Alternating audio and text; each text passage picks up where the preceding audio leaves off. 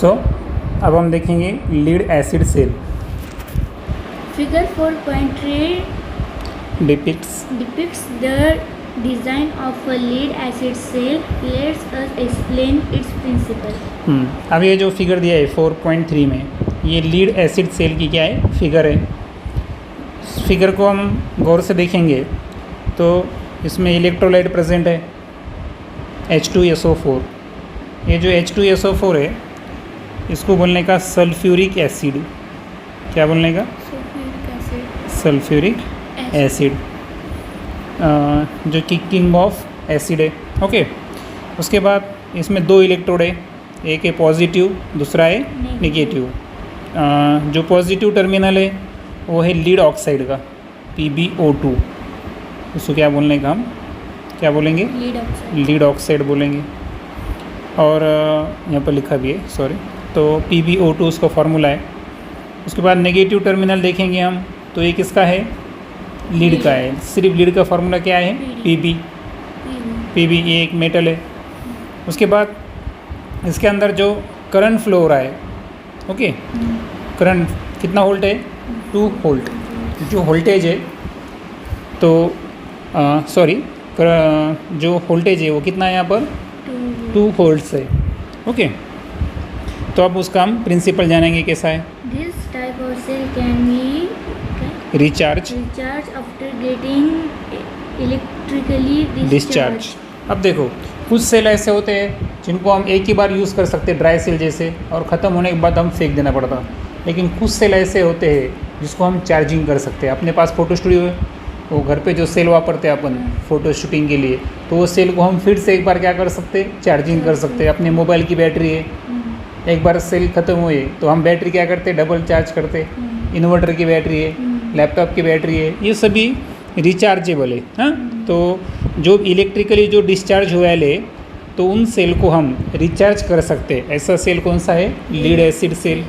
The lead acid cell contains a lead electrode and a lead dioxide electrode, and both are dipped in dilute sulphuric acid. अब कुल मिलाकर अगर हम देखेंगे तो आपको लीड एसिड सेल के अंदर 2 इलेक्ट्रोड दिखेंगे। पहला इलेक्ट्रोड जो मैंने यहाँ बताया आपको वो कौन सा है? लीड ऑक्साइड, जो कि पॉजिटिव इलेक्ट्रोड है। और दूसरा जो इलेक्ट्रोड है वो कौन सा है? सिर्फ लीड का है। अब ये दोनों जो आपको इलेक्ट्रोड दिखते हैं ये किसके अंदर डिप करे वाले, यानी किसके अंदर डुबाए वाले हैं? H2SO4, ये सल्फ्यूरिक एसिड इलेक्ट्रोलाइट में उसको डिप किए वाला है। Okay, PbO2 carries a positive charge while the Pb electrode carry a negative charge. हाँ, ऑलरेडी मैंने मेंशन कर लिया यहाँ पर कि PbO2 इसके ऊपर कौन सा चार्ज है? पॉजिटिव। और जो सिर्फ Pb है उसके ऊपर कौन सा चार्ज है? नेगेटिव। तो समझ में आ रहा? PbO2 जो है ये इलेक्ट्रोड कौन सा चार्ज कैरी करता? Positive charge. और जो सिर्फ Pb इलेक्ट्रोड यानी लीड इलेक्ट्रोड है उसके ऊपर कौन सा चार्ज है? Negative charge. The potential difference between these two nearly 2V. और ये जो 2 टर्मिनल है इसके अंदर जो पोटेंशियल डिफरेंस है, एक्चुअली करंट नहीं है, सॉरी, तो वोल्टेज है, वोल्टेज को हम पोटेंशियल डिफरेंस बोलते हैं। तो ये जो 2 वोल्ट दिया है ये क्या है?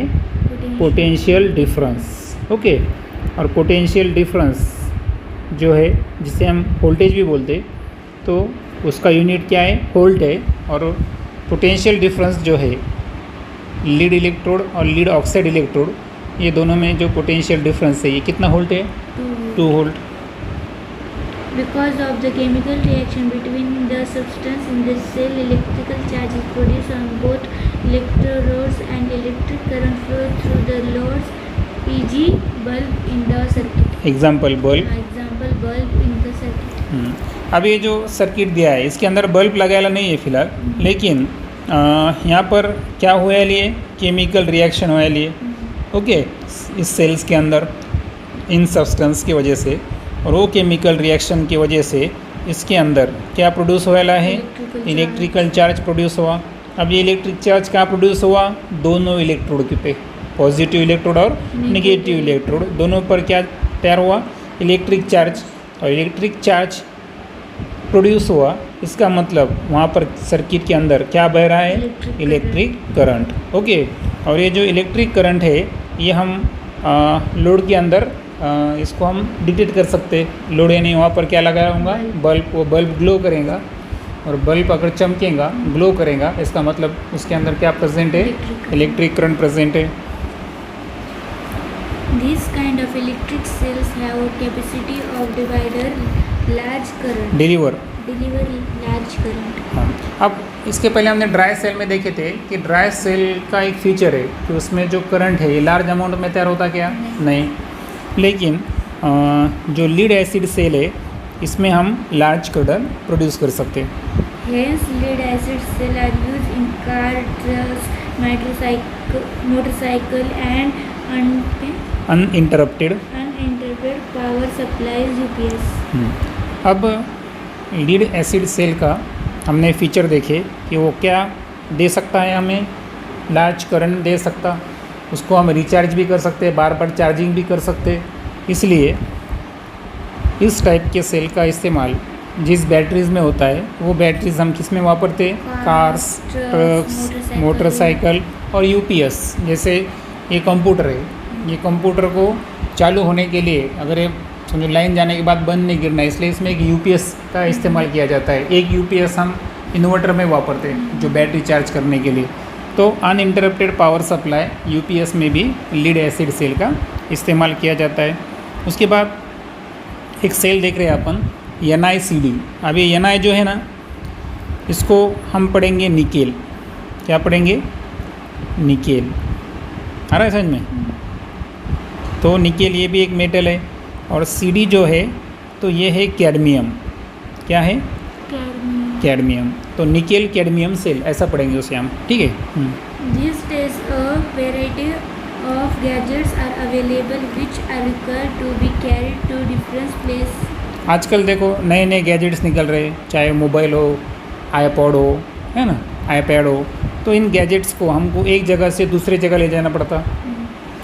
Such gadgets use NiCd cells. हाँ, और वैसे ही गैजेट्स हम एक जगह से दूसरी जगह ले जा सकते हैं, उन्हें हम पोर्टेबल डिवाइस बोलते हैं। तो उसमें जो सेल्स इस्तेमाल किए जाते हैं वो NiCd यानी कौन से सेल है, निकेल कैडमियम, निकेल कैडमियम। देखो cadmium, nickel cadmium cell. Okay, This cell deliver 1.2 volts potential difference are rechargeable. और ये जो निकेल कैडमियम सेल है तो इससे हमको कितना पोटेंशियल डिफरेंस मिलता है, 1.2 वोल्ट, और उसको हम बार बार चार्जिंग भी कर सकते हैं, यानी वो कैसे सेल है, रिचार्जेबल। उसके बाद हम देखेंगे इलेक्ट्रिक सर्किट के बारे में। When a cell holder and electric bulb and plug key are connected by connecting wires and show is figure 4.4. B And a dry cell is filled in holder figure 4.4a. Then the bulb lights up by closing the plug key. अब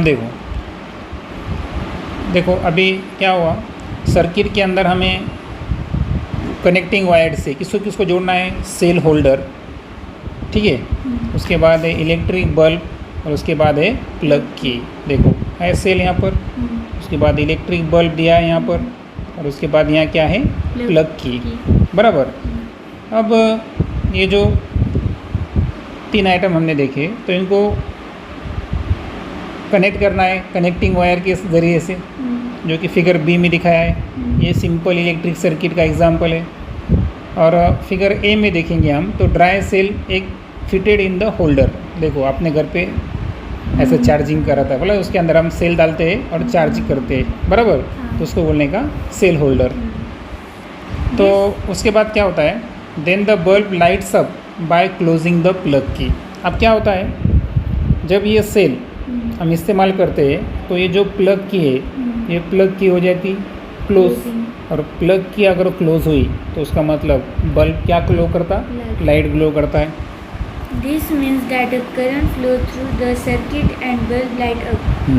अब bulb glow कर रहा है, plug की close है, इसका मतलब circuit के अंदर क्या बह रहा है, करंट फ्लो हो रहा है। On the removal of the cell, the electric current flowing through the circuit stop as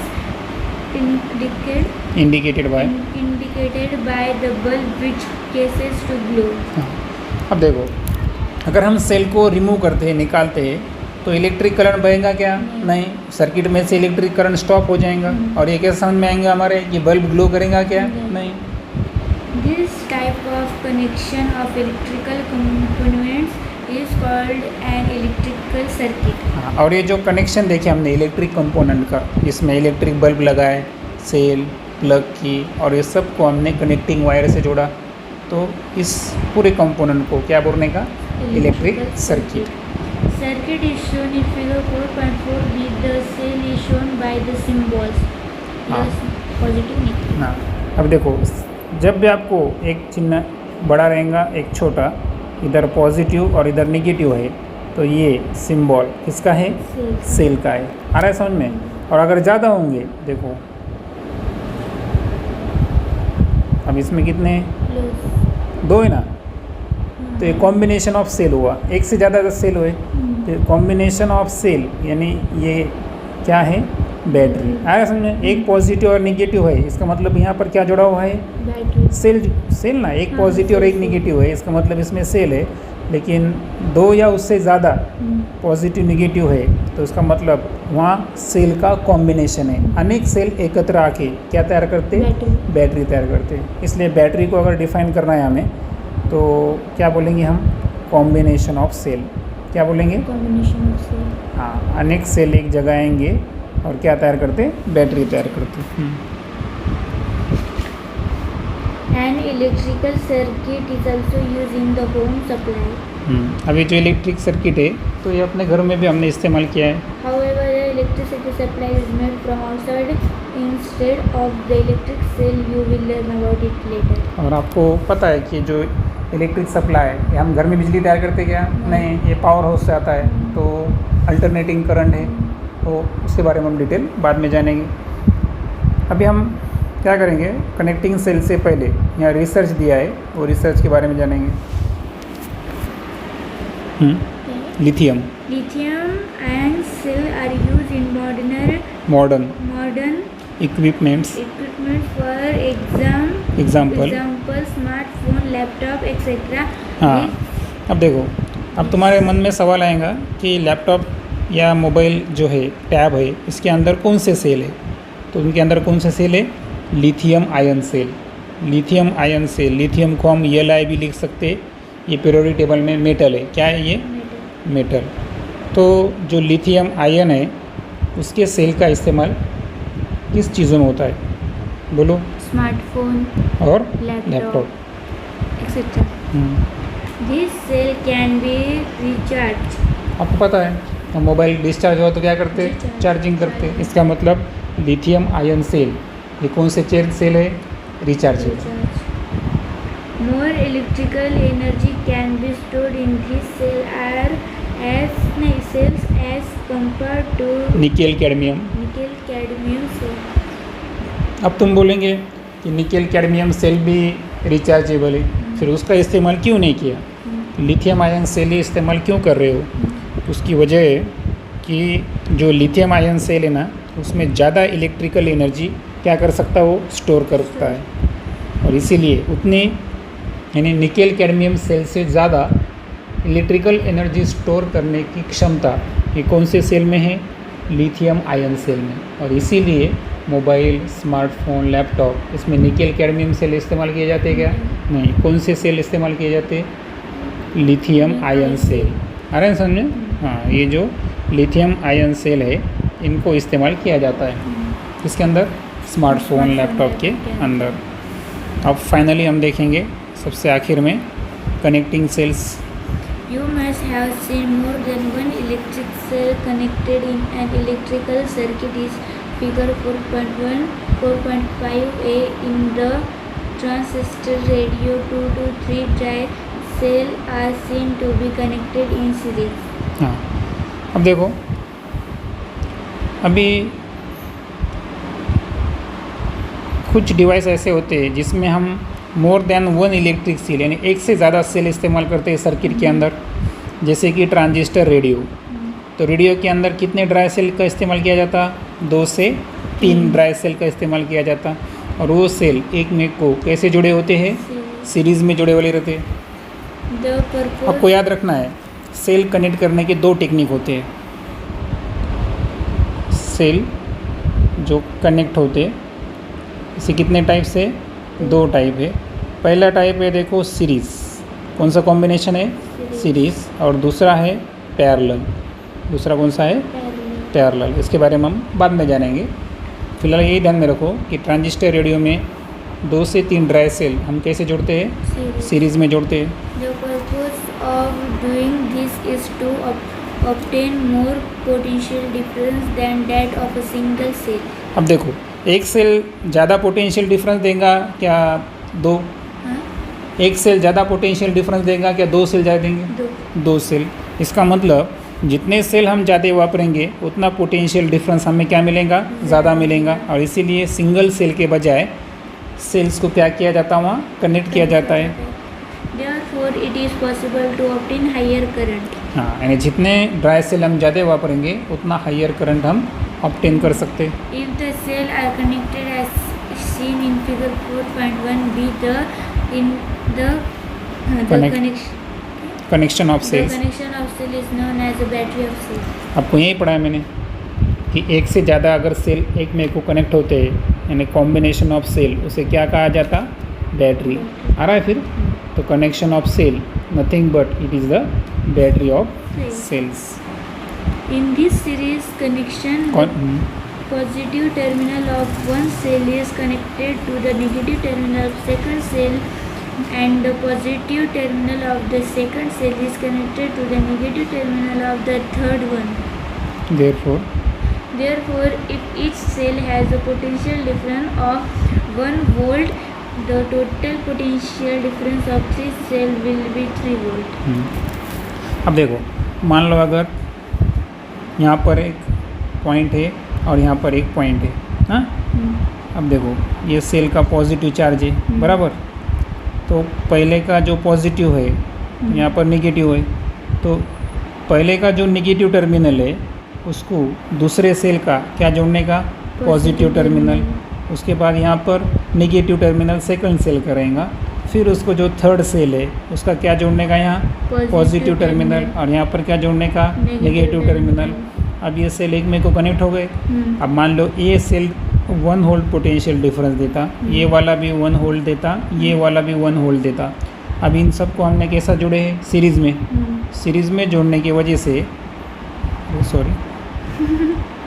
series में जोड़ने की वजह से क्या होता है? 1 + 1 + 1 टोटल कितना हुआ? 3 वोल्ट। यानी जो पोटेंशियल डिफरेंस है वो कितना आया? अब 3 वोल्ट आया। अब ये पोटेंशियल डिफरेंस इतना क्यों आया? क्योंकि हमने सीरीज़ में कितने सेल जोड़े? 3 सेल। आ रहा है समझ में? यानी सेल ज़्यादा जोड़ने की वजह से क्या ज़्यादा हुआ? Potential difference. और जितना पोटेंशियल डिफरेंस ज़्यादा रहेगा उतना वो करंट क्या देंगे? ज़्यादा देंगे। तो ये है कनेक्टिंग सेल।